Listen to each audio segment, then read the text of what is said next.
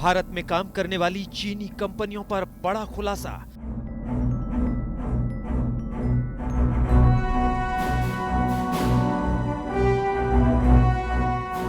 चीनी सेना पीएलए के साथ चीनी कंपनियों के गहरे रिश्ते हैं।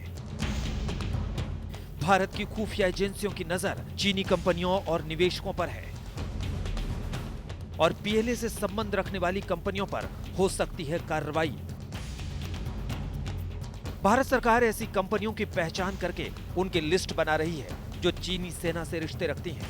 ऐसी कंपनियों पर बड़ी कार्रवाई होने वाली है क्योंकि ये सारा डेटा और जानकारियां चीनी सेना को देती है। ये कंपनियां खाती हिंदुस्तान में हैं, लेकिन मदद चीन की करती है।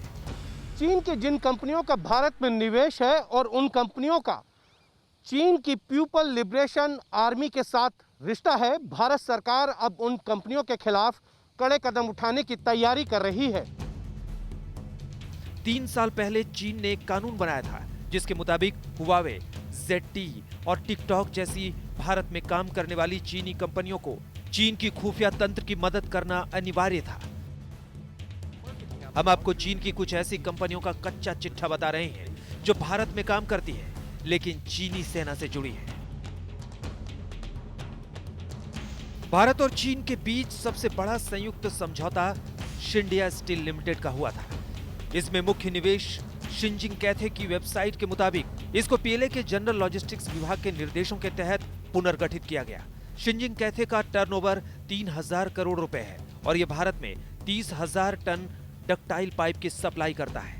China electronics technology group corporation यानी CETC आंध्र प्रदेश में 200 मेगावाट की यूनिट के लिए 320 करोड़ का निवेश करने जा रहा है, लेकिन ये कंपनी चीन में सेना के लिए इलेक्ट्रॉनिक सामानों का उत्पादन करती है। इनमें हाइक विजन CCTV कैमरा का उत्पादन शामिल है। इसके कुछ सहायक कंपनियों को अमेरिकी सरकार ने राष्ट्रीय सुरक्षा के आधार पर रोक लगाई है। उन्हें सैनिक जासूसी का दोषी पाया गया।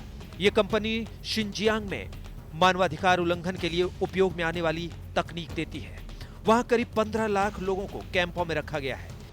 उनके जो लिंकेजेस हैं ये हम लोग अब देखना शुरू किए हैं ओपनली कम से कम, लेकिन अगर आप देखें तो रैंड कॉरपोरेशन की एक बहुत बड़ी स्टडी थी। उससे पहले पेंटागन ने काफ़ी कंपनीज में 1999 से चला रखा है कि किस तरह से उसको देखा जाए, कौन सी कंपनीज चाइना की जो है वो मिलिट्री के साथ में या पीएलए जो उनकी है उसके साथ में मिलकर के काम करती है, उन सब के पूरे प्रोफाइल बनाए जाएं और उनको इस तरह की एक्सचेंज करने दी जाए।